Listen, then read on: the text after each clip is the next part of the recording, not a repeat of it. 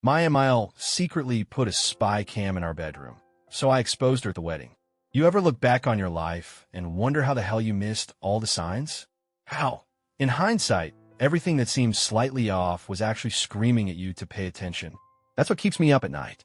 I thought I had it all, the perfect relationship, a loving, successful fiancé, a dream wedding on the horizon, a future filled with happiness, stability, and, most importantly, a partner who had my back. But the thing about dreams? They shatter when reality slams into them hard enough. And my reality came crashing down with a single text message. A message from my future mother-in-law.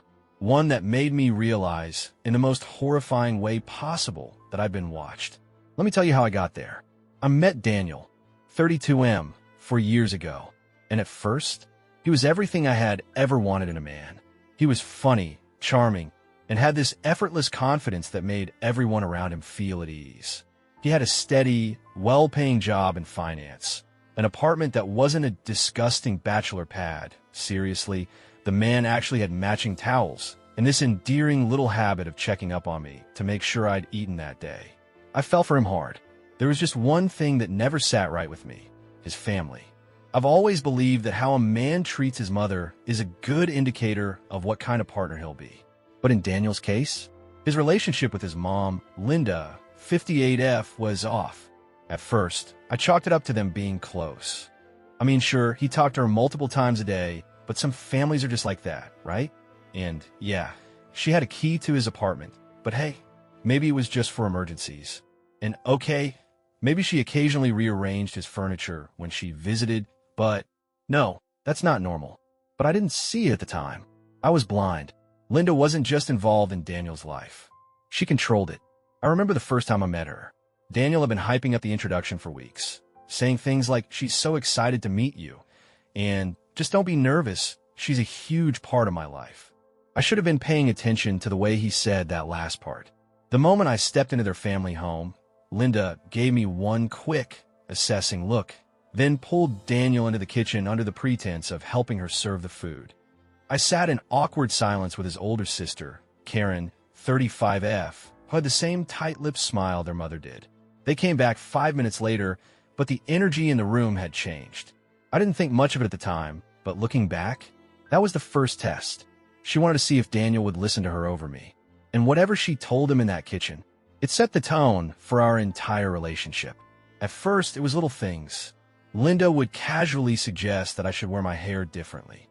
Karen would send me pictures of bridesmaid dresses before I was even engaged, just to see what I thought. If I mentioned Daniel and I were planning a vacation, Linda would miraculously have a better suggestion, and suddenly, our plans would shift to her recommendation. I let it go, because I love Daniel. And when you love someone, you make compromises. You tell yourself that this is just how their family is. You rationalize, you adjust, you bend, until one day, you realize you're bending so much, you're snapping in half. The real warning sign came a year before the wedding. Linda made a comment over dinner one night that sent a shiver up my spine. We were at their house, and out of nowhere, she just smiled and said, "You don't have to wear that blue nightgown all the time, dear. I think Daniel prefers the red lace one." I laughed. I had to laugh. "Oh, Daniel told you that." Linda's smile widened. "A mother knows." I felt sick. I told myself she was guessing. That Daniel probably mentioned something vague about my wardrobe, and she was just fishing for a reaction. But then, it got worse. A few weeks later, Linda said something else that made my skin crawl. Daniel and I had just gotten back from a weekend trip, and as we sat in their living room drinking coffee, Linda gave me this knowing look. "You should stop keeping the lights off so much at night, dear. It's more natural to be intimate with the lights on." My stomach dropped. I forced a laugh. "Excuse me." Linda just sipped her tea, completely unbothered. "It's just something to think about. A woman should be confident in the bedroom." Daniel chuckled awkwardly.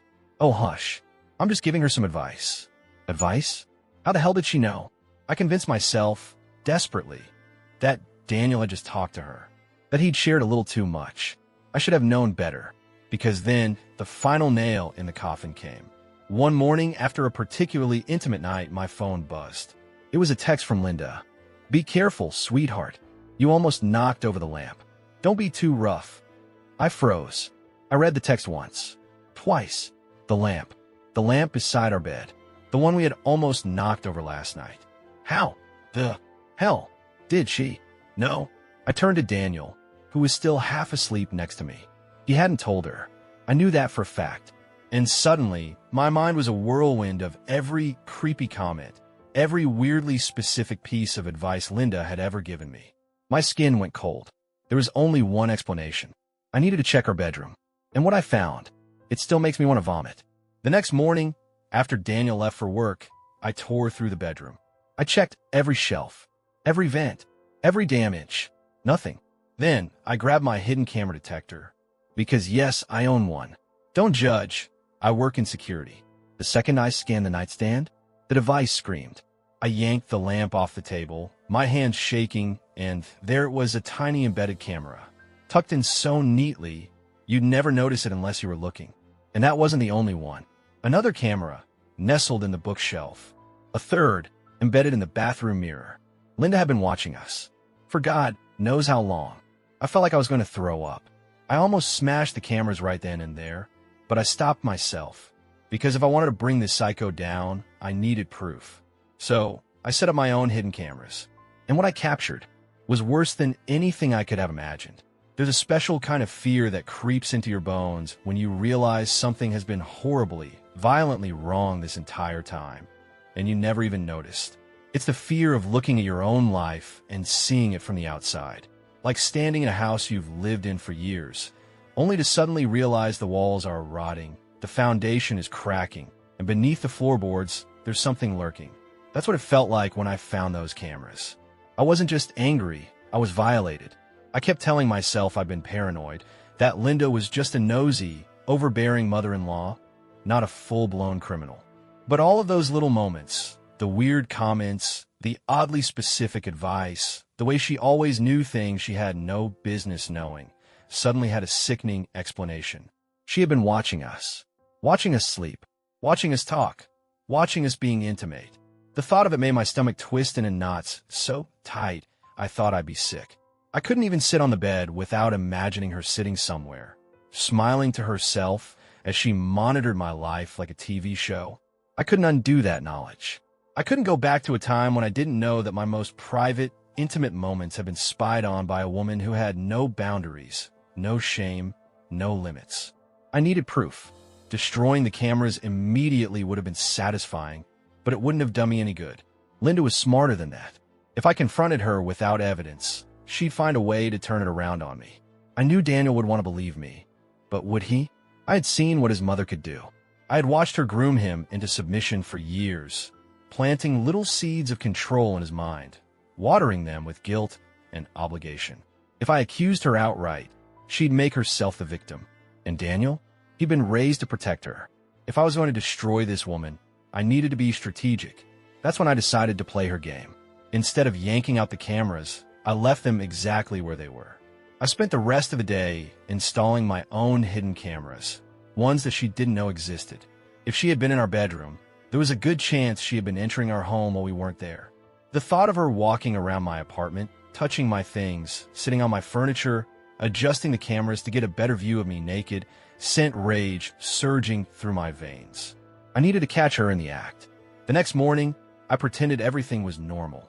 I kissed Daniel goodbye, left for work as usual, and waited. Sure enough, by noon, Linda let herself into our apartment like she owned the place. She didn't even hesitate. She went straight for the bedroom, adjusting the angles on the cameras. She tinkered with the one in the bathroom mirror, making sure it was just right. She checked the bookshelf, then sat on our bed, smoothing her hands over the sheets like she was claiming it. I watched the footage in disgust. It was worse than I had imagined. She wasn't just monitoring us. She was obsessed. I sat there, watching in horror as Linda moved through my space with the entitlement of someone who had no doubt in her mind that this was hers to control. She looked so comfortable, like she had done this 1,000 times before. She picked up one of my perfume bottles, sniffed it, and made a face as if she were judging me. Then she placed it back slightly out of place, as if marking her territory. That's when it hit me. This wasn't new. I had no idea how long she had been doing this. I felt like my skin was crawling. I spent the next week gathering as much evidence as I could. Every time I left the apartment, I checked the footage later. Linda came back 3 more times. Each time, she did something new. One day, she replaced the batteries in the cameras, like a dedicated little housekeeper of her own disgusting surveillance system. Another time, she moved a picture frame on my nightstand just slightly. A test. She wanted to see if I noticed. She was playing with me. And then, on the 4th day, she made a mistake. I had been speaking directly to the cameras for days, pretending I had no idea they were there. I made offhand comments about possible job opportunities in another state, how I wasn't sure I wanted to stay here after the wedding, how I was thinking about putting a lock on the bedroom door. I did everything I could to provoke her. And just like I had hoped, she panicked. That night, Linda called me out of the blue. She sounded sweet at first. She asked how I was, asked if Daniel and I were excited for the wedding, made small talk like we were best friends. Then, she brought up the job opportunity one had mentioned in passing to no one but her cameras. She wanted to know why I was considering moving. She wanted to know if Daniel knew. She wanted to know why I hadn't mentioned it to her yet. Her voice was tight. She was losing control, and she knew it. That was all the confirmation I needed. I recorded the entire call. And just like that, I had everything I needed to take her down. But I wasn't going to just expose her privately. No, I wanted to ruin her. I wanted everyone to see her for what she really was. And what better place to do that than at the wedding she had been so desperate to control. Linda had spent the past 4 years treating me like a puppet, a toy she could manipulate and mold into the perfect little wife for her son. She thought she could spy on me. She thought she could dictate my life. But she forgot something. I wasn't Daniel. I wasn't weak. And at my own wedding, in front of 200 guests, I was going to shatter her world into a million pieces. Some people ruin their lives in slow motion. Little mistakes, small betrayals, choices that seem insignificant until they snowball into disaster. Linda? She did it in one night. And I was the one who handed her the rope. The wedding day arrived like a loaded gun. From the moment I woke up, there was a strange sort of calm inside me. Not nervousness, not excitement, just a steady, thrumming certainty. This was the day I was going to destroy her. Linda had spent months trying to control every detail of this wedding. Every choice had to go through her first. The venue, the dress, the cake, the seating arrangement, it all had to fit her vision. And I let her think she had one. She had no idea I was about to take her perfect moment and turn it into a public execution. The ceremony itself was beautiful. At least, that's what people told me. I barely remember it. I remember Daniel's face, eyes shining as he said his vows. I remember the feeling of his hands on mine, warm and steady. I remember the applause when we were officially pronounced husband and wife. And through it all, I remember Linda's smile, tight, victorious, like she had just sealed her legacy. She had no clue what was coming. The reception was held in a grand ballroom, the kind of place Linda had dreamed about for years. A live band, flowing champagne, a massive wedding cake that she had personally approved. Everything was perfect, until it wasn't. I waited until the dinner was winding down, until guests were settled into their seats, pleasantly buzzed from expensive wine, until the atmosphere was just right. Then, I stood up and took the microphone. I could feel Linda watching me, already smug, expecting some sweet little speech about love and family. She had no idea. I smiled, told everyone I had prepared something special. A slideshow to celebrate the beginning of our new life together. The lights dimmed. The projector screen came down. And then, the first image appeared. A hidden spy camera nestled inside a bedroom lamp. Then another. A second camera tucked into a bookshelf. A third embedded in the bathroom mirror. The crowd murmured in confusion. People sat forward in their seats. Linda's face went rigid. Then, the video footage started playing. Linda breaking into our home. Linda adjusting the cameras, replacing the batteries, ensuring the angles were just right. Linda sitting on our bed, touching our things, moving through our space like she owned it. I turned to look at her, and in that moment, I saw everything break inside her. The gasps rippled through the room. People whispered, exchanged shocked glances. Daniel sat frozen beside me, eyes locked onto the screen, face slowly draining of color. Linda didn't move. Then came the audio recording. Her own voice, playing through the speakers, exposing herself, talking about how she had been watching me, how she needed to know what was happening in our bedroom, how she didn't trust me to be the perfect wife for Daniel.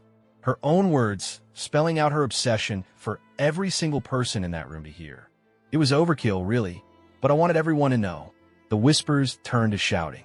Karen, Linda's golden child daughter, turned to her mother in horror. Guests shook their heads in disgust. Some even stood up, walking out of the reception entirely. And Daniel? He just sat there, completely silent. Linda snapped first.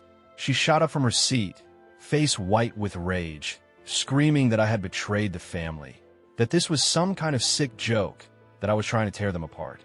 Then, she ran for the projector, frantic, trying to pull the plug, trying to stop the nightmare unfolding around her.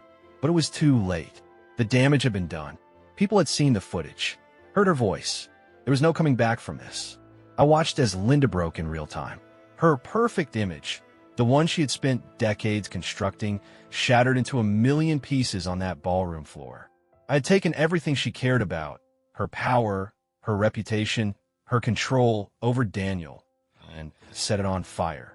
And I had no regrets. The night ended in chaos. Guests left in droves, muttering under their breath about the disgrace they had just witnessed. Linda's husband, Daniel's father, turned to her with pure disgust in his eyes. Then, without a word, he walked away. Karen followed, her face dark with shame. Linda stood alone. Daniel finally turned to me, voice hoarse, and asked me how long I had known. I told him the truth. Told him I had found the cameras weeks ago. Told him his mother had been watching us for years. And then, I told him the part that shattered whatever was left between us. I wasn't going home with him. I wasn't staying. Because after everything that had happened, I finally understood something. Daniel was never going to be his own man. Not really. Not with a mother like Linda. And I refused to spend my life living in her shadow, waiting for the next time she decided to insert herself into my world like a parasite.